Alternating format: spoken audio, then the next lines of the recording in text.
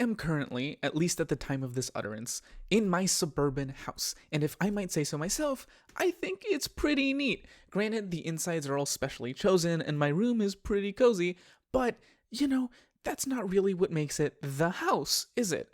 If I were to paint it funky colors or change the door or something that is quite literally a part of the house, what we mean when we say a suburban house is a bit more essential than that. It's the form of the house, the thing that makes this one the same kind of thing as this one. And yeah, it's almost kind of stereotypical at this point to complain about the mundanity, but the house itself, the amorphous American dream blob in a sea of amorphous American dream blobs, has about as much character as this stock photo of old white dudes, and that isn't helped by the absurd distances between where I live and where I live. Unfortunately, we're kind of stuck with it. The suburban project dominates the American landscape. Fortunately, we can find a semblance of solace and understanding thanks to Dolores Hayden, an urban historian, architect, and author of Building Suburbia, Green Fields and Urban Growth. Okay, so imagine you're me, and you open the first page of the first chapter to see a quote emblematic of exactly what comes to mind when you're told about homeownership. We're in the American dream business. It's an advertisement for Fannie Mae, the Federal National Mortgage Association. Now, paperwork isn't exactly what people dream of, but abstractly speaking, it's an acceptable cost for what the dream is supposed to provide. It's a symbol of achievement. It's upward mobility, either because you're moving up to a traditional middle-class icon, or because you're moving up into being an adult and in control of your life.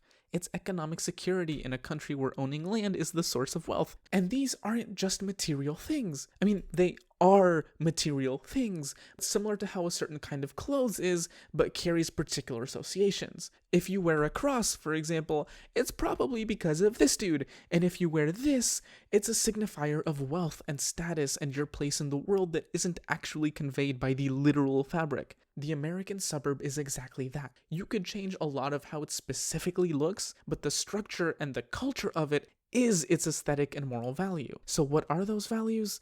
I mean, it's obviously capitalism, but okay, so yes, but there's more to it than that. Part of it is context and part of it is content. As for context, Jesus.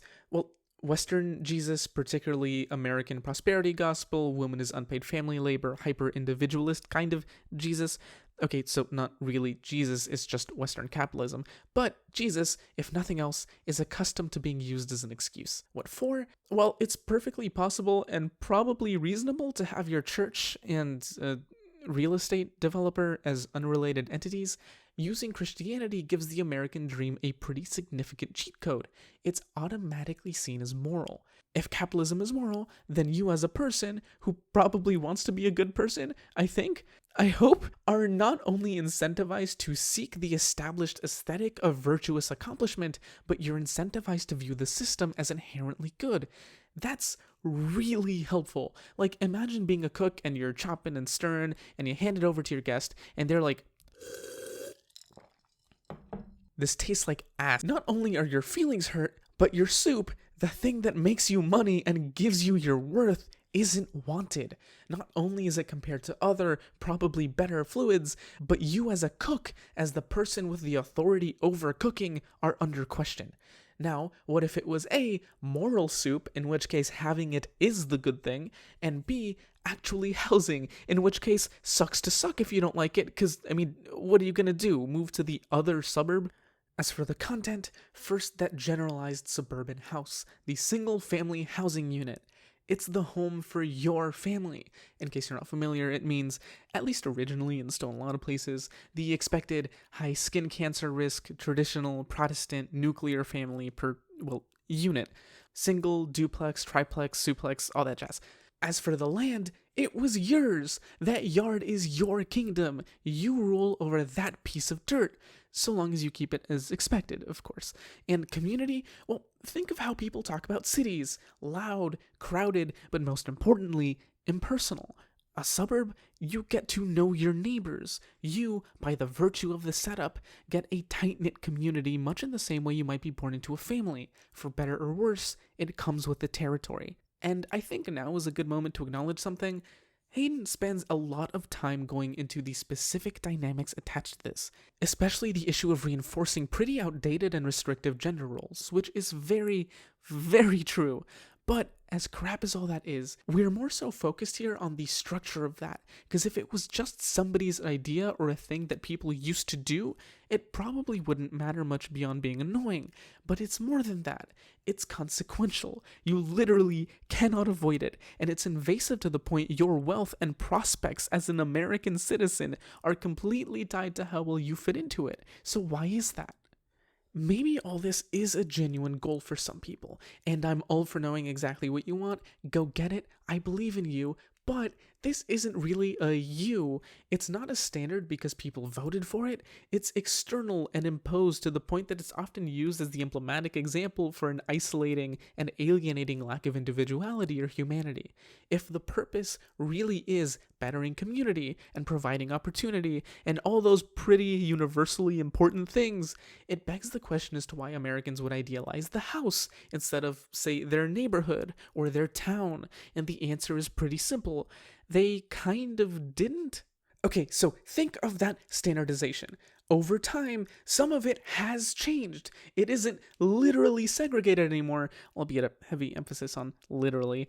What hasn't changed, though, is what really defines the suburb and the control: profit. You can, as was eventually done, include minority communities so long as their inclusion includes their money. You can allow women to work so long as they're working out of your system. You can take whiteness off the pedestal so long as you keep the economic power it used to secure you. Because segregation isn't about abstract values. It's about having an underclass, because the story of success isn't that convincing if some people aren't forced to lose. The defining feature of conformity is the demand for consistency. It doesn't matter if the particular substance is arbitrary. The only thing that matters is the structure, the profit. They, the American population, did fall for it, but if a population can be led since birth to arbitrary profit goals by marketers and incentives completely outside their control, autonomy all of a sudden starts to feel kind of weak. So whose incentives were followed? Who's the you in this situation? Alas, there's no fancy reveal. It's profit seekers, because it's always profit seekers. The most obvious, as mentioned, is the marketer. The aesthetic that becomes ingrained in our lives or communication is ingrained in the language we use, or as Hayden notes, the language we were marketed to with. Just think of what it is we say.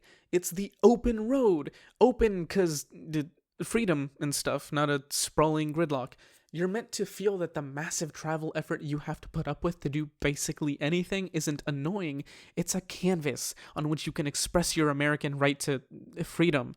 And, maybe to some extent that was true at some point, but as Hayden elaborates, suburbs weren't actually spawned from the ether. They had to be developed, and for a period of time, there was actually nature and open experience to be had in your daily suburban life, until it got, developed, because again, the substance isn't the point. It doesn't matter if what they sold you is gone. What matters is that they can keep selling to you. And then there's the others, the developers, landowners, mortgage bankers, realtors, contractors, suppliers, all the people who, seek profit. Hayden refers to Harvey Mollich, the city as a growth machine, where he describes the exact issue. It's a machine, kind of like the city's political machines of old America. Oh man, am I glad corruption is done with. Anyway, it's not as if people sit there and think, hey, you know what I'm gonna do? I'm gonna do bad things, mwahaha. It's really more of a, this small thing, be it seemingly good or bad, aligns with my interests in a way that systematically harms either others or the long term, which, I grant, is not quite as striking, but the consequences are the same. The issue, as Mollich puts it, is the system of incentives that guarantees, regardless of input, harmful results. In case you haven't noticed, we live in a very, very capitalist time, and so the only thing people really have to do is make money, and since money has to be made all the time, it means, at least for housing, an addiction to growth. It doesn't matter if we need more suburbs. It doesn't matter if other forms of housing are both cheaper and better for people's lives. It only matters that we keep growing, that we always keep growing. We don't produce the best we can, we produce the most we can. And the specialists, the architects and contractors and designers, they might know better, but their job isn't to know better. It's to make what the client wants, what the marketers sold them. The growth machine is why we, the wealthiest country on earth, have hundreds of thousands of homeless people and millions of vacant homes, because it isn't about the housing and it isn't about the people, it's about the profit. As Hayden remarks, even the profit of suburbs isn't really profit for where they're built, it's only profit for the people who build them. Now, Hayden isn't a philosopher, and her job isn't to make value judgments or establish the conceptual harm. She does a great job of laying it out. But I think there's some use in adding language here. My apologies, ma'am, as I step all over your work, but I've made my decision and nobody but the gods can stop me. So here's the thing.